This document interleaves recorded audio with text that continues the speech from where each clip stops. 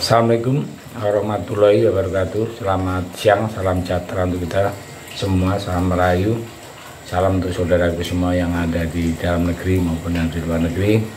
Semoga berbahagia, dan yang baru sakit mudah-mudahan cepat sembuh, serta yang beraktivitas bekerja mendapat rezeki yang berkah dan banyak. Jadi setelah Nasdem menterinya kena masalah, Johnny G. Plate, sekarang Yassin Limpo, masyarakat rame-rame menagih sesumbarnya Surya Paloh, yaitu dulu dia mengatakan bahwa kalau politisinya ada yang korupsi akan dibubarkan. Nah, sekarang kena batunya. Kemarin dalam temu jumpa pers dari Republika juga menanyakan, Pak, bagaimana komitmen Bapak tentang pembubaran kalau ada calegnya yang atau politisi yang korupsi. Dia ngeles sana sini, tanya itu berita kapan, dijawab oleh Republika bahwa itu disampaikan tanggal 3 Juni tahun 2015 saat pembekalan caleg Partai Nasdem. Ya, tahu sendirilah politisi dengan kalang kabut menjawab comot sana comot sini. Ya, intinya tetap dia tidak akan bubarkan dengan dalih atau ngeles apalah. Yang harus paham sebetulnya kita sebagai rakyat dengan bualnya para politisi itu. Banyak sekali contoh-contoh yang seperti itu ya. Contohnya Anas Urbaningrum yang siap digantung di Monas jika terbukti menerima uang hasil korupsi. Sampai sekarang yang paling sering ditagih juga Amin Rais ya, yang sesumbar akan jalan kaki Jogja Jakarta jika Jokowi terpilih sebagai Presiden Republik Indonesia. Tapi apa yang terjadi sampai sekarang nggak ada juga. Ya biar dialah menikmati karmanya yang akan terjadi ya. Seperti kayak Pak Surya Paloh sekarang itu menurut saya kena karma. Kemana-mana diberuntung pertanyaan itu terus. Walaupun ngeles sana ngeles ini ya, kita sebagai warga cuma tanya doang, tapi ya realisasinya terserah beliaunya. Jadi kita itu sebetulnya sudah memaafkan aja masalah-masalah itu ya. Tapi bualan para politisi ini kan tiap hari tiap tambah gitu. Ada yang nggak masuk akal pun diterima. Contoh yang baru-baru ini ada politisi mengatakan calon wakil presiden nih, kalau dia menang jadi BBM gratis, ini kan nggak masuk akal.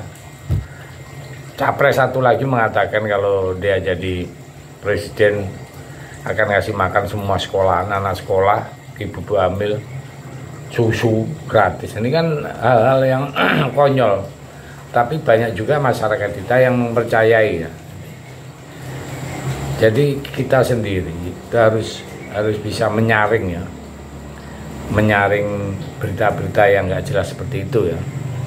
Nah, seperti yang terjadi sekarang ini kan pada Surya Paloh, mana ada untuk membubarkan Partai Nasdem ya, nggak mungkin ya.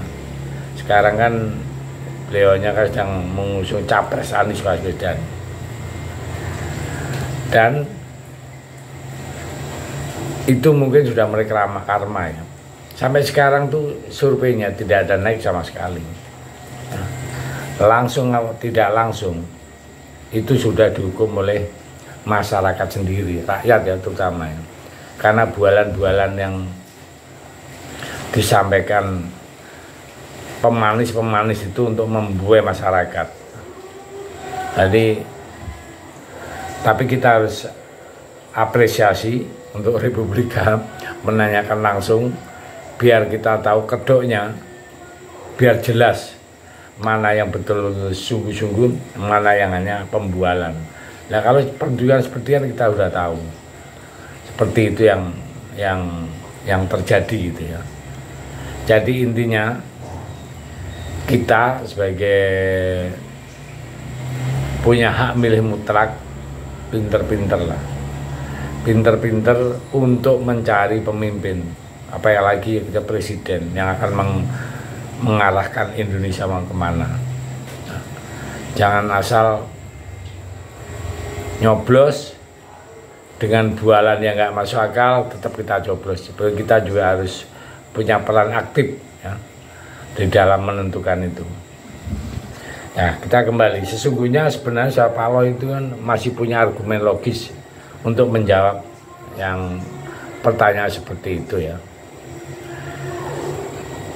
Ya, tapi kalau sudah masyarakat menghakimi ya, menghakimi sesuatu ya seperti kayak partai itu, untuk mengeles apapun berat, yang paling nyata partai yang dihakimi oleh masyarakat adalah Partai Demokrat.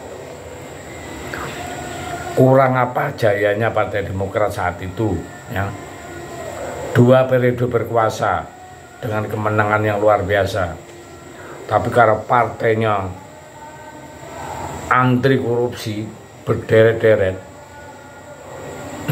masyarakat diem saja ya, paling keluar-keluar di media massa nggak ada efeknya.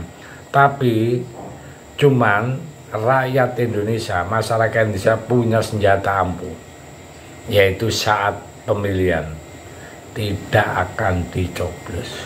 Terbukti berkuasa 10 tahun sampai sekarang tambah turun.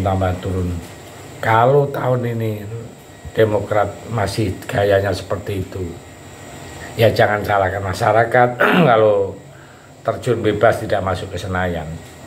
Nah, seperti itu. Jadi ya pinter-pinterlah kita. Walaupun ini Pak Surya Paloh ngeles sana ngeles ini, biarin aja.